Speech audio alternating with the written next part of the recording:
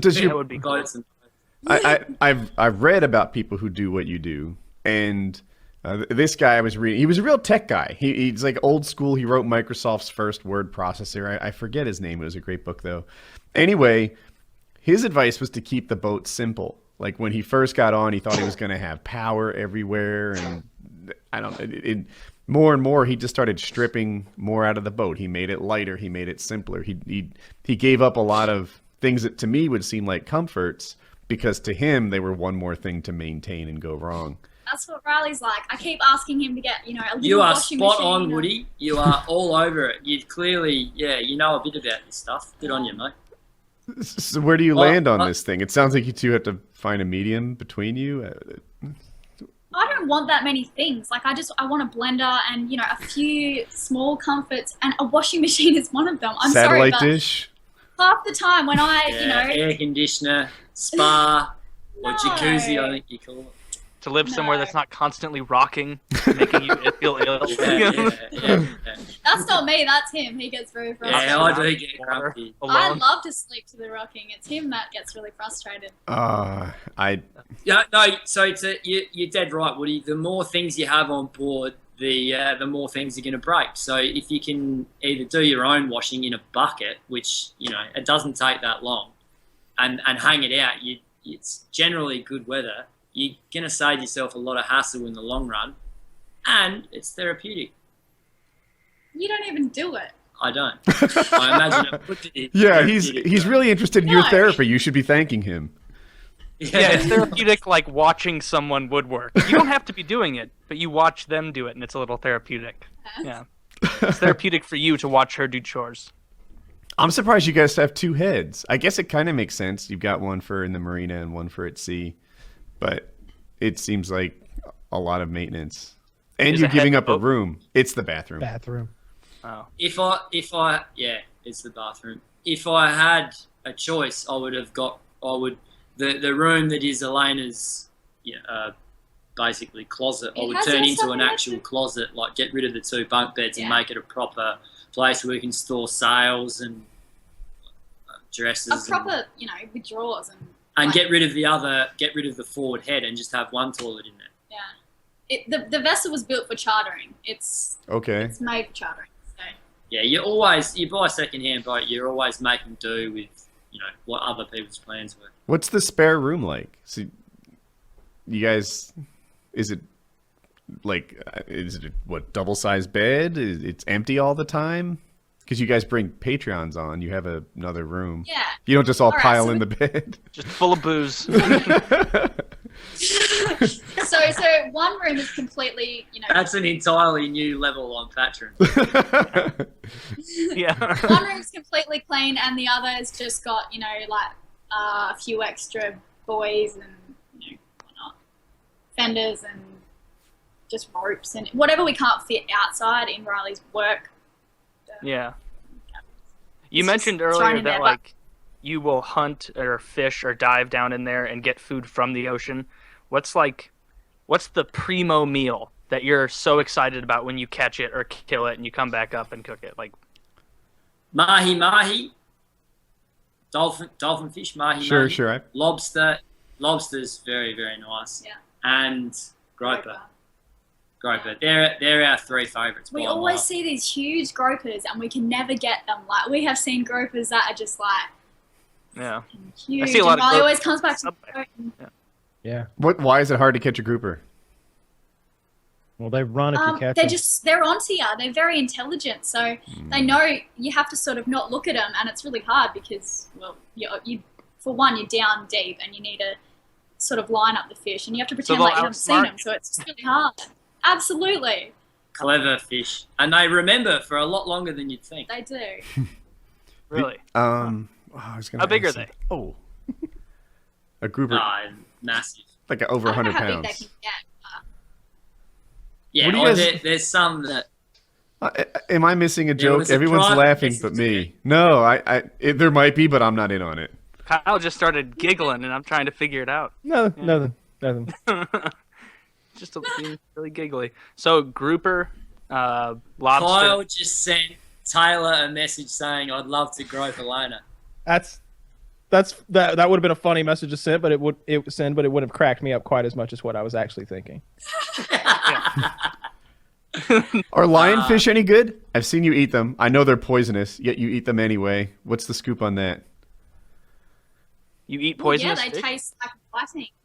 Yeah, well, so we'd seen these pests around, and along the way, people have told us to kill them if you see them. Like, I took a video of one once, and people were commenting, like, these guys are a pest, they're ruining, the ecosystem.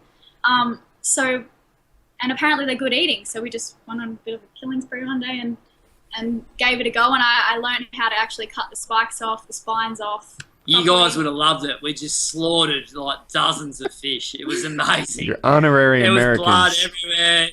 Yeah, it was awesome. That sounds great. So yeah, you can eat License to kill. Yeah.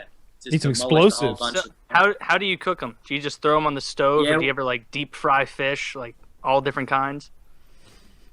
Well, we don't have a deep fryer. We pretty much just fry it. We use ceviche recently. Ceviche. Do you know about ceviche? Yes. No. Yeah, we get into that a bit. Best thing in the world. All you need is lemon juice or lime juice, depending what country you're in. Not what I And some thought it raw was. fish has to be fresh. Shove it in a bowl, lemon juice, and it just cooks the meat. Like the citrus just cooks it. It's really good. It's tremendous. Yeah. It's really, really nice. All right. So you That guys sounds like honestly the best part of the whole thing is fresh Food? food like that every Do you night. ever eat any That fish sounds raw? pretty sweet. Oh, like Gollum. Yeah, well, so a Gollum. ceviche. Be precious. Wriggling. Have you guys seen Lord of the Rings? It's kind of new. It's fantastic. No, we've seen that. We've seen that. Well, I haven't. Have you seen- I turned it off after the first 30 minutes. Oh, you didn't like it? Get her off the show, Riley only. Sorry, guys. It's worse. Babe, you should have known that. You should have known that. Beautiful Anyway, story. sorry, I think I trampled over you a second ago, Woody. What were you saying? I was going to ask him, so you guys are on land a lot, but you're not always at what I'd consider civilization, right? Sometimes, I mean, like you go shopping in unair-conditioned grocery stores and stuff like that. When you go to places that are more built up, what are the things that you look for? Like, what are you targeting? Like, oh, yes, this place has this. Real toilets. Yeah, movie theaters. So down the Caribbean islands, the chain of Caribbean islands, every maybe third one, I don't quote me on that, but every now and then you come across a French one, which has just got amazing bread, amazing cheese, and amazing wine. And you walk into some of these stores and cured meats, and you're just like, oh, it's just amazing. What? Yeah. So when we get to a civilized, you know what? Even when we come to a built-up sort of place, you would think that we would like. I don't know. I've grown out of the whole liking a nice shower, and don't get me wrong, I do love a nice shower. No, but we don't buy it. You don't Stinky. need one. Yeah, Yeah. she just needs her sea salt deodorant once every other day. You know? I look for like social gatherings. I love. They're not listening, they're laughing. I'll shut up. I don't know. I like social things. Like it's rare to find a group of people at one place all together when you're in these deserted places. So when we get to a place like that, I love meeting people. I love hearing their stories. So that's what I look for. Elena's 22. She loves to party. She's still drinking and carrying on like a a You 22-year-old. I was going to say, Yeah. I was going to say a pork chop, but that's an Australian saying, I think. So Yeah, that makes no sense to me. Yeah, that doesn't translate. Carrying on like a pork chop. He called you a Yeah. pig, as far as I can tell. No. It's Not not on always camera. about partying. I just like the social side of things, and that just happens, to involve alcohol sometimes. But there are certain events that don't. And people your own age. So sometimes Elena would prefer to be around not cities but places where you can catch up with people your own age, girls in particular. Well, because, sailors are mostly old. yeah, So old dudes, we which hang I out with old I people. love hanging out with it. Like you can learn a lot off, and they're pretty funny.